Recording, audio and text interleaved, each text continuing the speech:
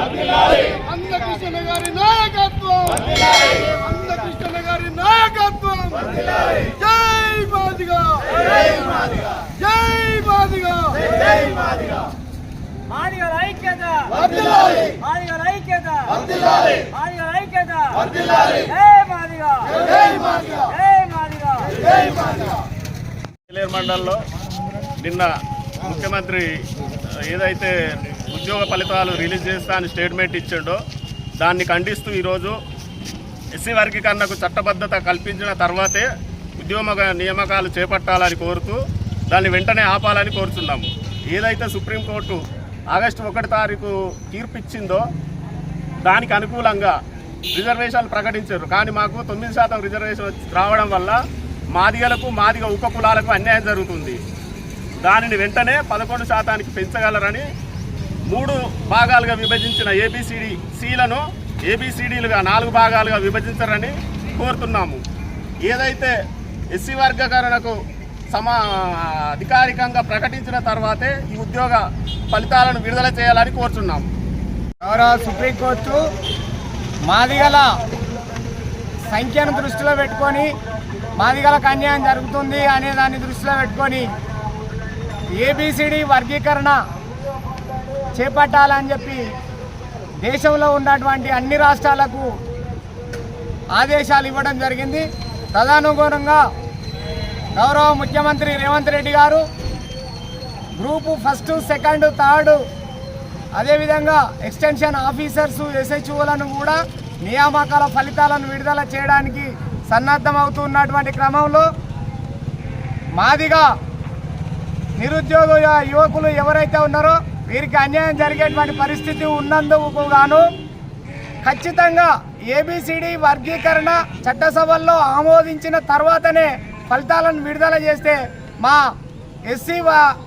ఎస్సీలో ఉన్నటువంటి మాదిగా నిరుద్యోగులకు అందరికీ కూడా న్యాయం జరిగేటువంటి అవకాశం ఉన్నది కనుక ఖచ్చితంగా మా ఏబిసిడి వర్గీకరణ చట్టబద్ధత కల్పించిన తర్వాతనే విడుదల చేయాలని ఈ వేదిక ద్వారా మేము కోరుకుంటున్నాం. దళిత జాతిపై రాష్ట్ర ప్రభుత్వము యొక్క అణిచివేత అనేది చాలా పుట్టొచ్చినట్టు కనబడుతుంది. ఆల్రెడీ సుప్రీంకోర్టు తీర్పు ఇచ్చింది.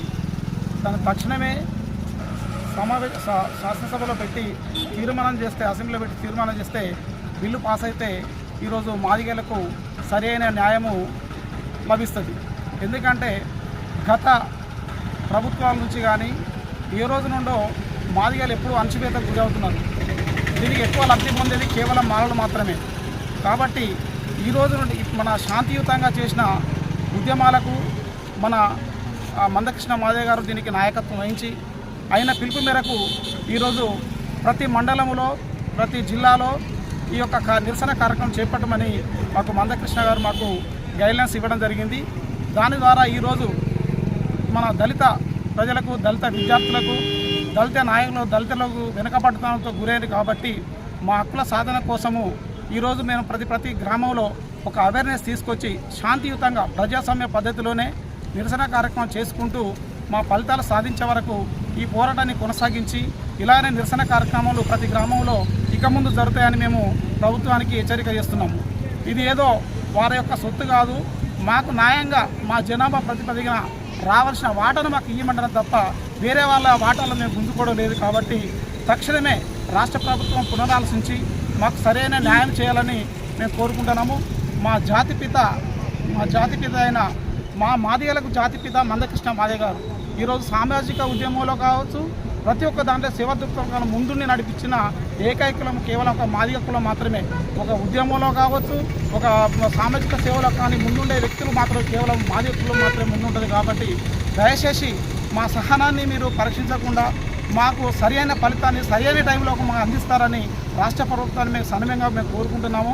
దయచేసి తక్షణమే ఈ వచ్చే అసెంబ్లీ సమావేశంలో తక్షణంగా తీర్పు చేసి చట్టబద్ధ కల్పిస్తే మా విద్యార్థులకు సరైన న్యాయం, ఉద్యోగాలు మాకు సరైన న్యాయం అంతాన్ని మేము ఆశిస్తున్నాము. ఇంతకుముందు డిఎస్సి ఫలితాల్లో కూడా చాలా అన్యాయాలు జరిగినాయి. మేము లక్షల ఉద్యోగాలు కూడా మాకు రావాల్సిన వాటను కోల్పోతున్నాం. కాబట్టి దయచేసి మేము రాష్ట్ర ప్రభుత్వాన్ని విన్నవించడం ఒకటే, దయచేసి తక్షణమే మాపై ఒక సానుకూల దృక్పథంతో ఆలోచించి మేము శాంతి ఉద్యమానికి మాకు సపోర్ట్ ఇచ్చుకుంటూ మమ్మల్ని గౌరవించి మాకు ఆత్మగౌరవంగా జీవించే హక్కును కల్పించి మాకు ఉద్యోగాల సమానమైన అవకాశం కల్పించాలని కోరుకుంటూ ఈ సెలవు తీసుకుంటున్నాను. జై మాదిగ, జై మాదిగ, జై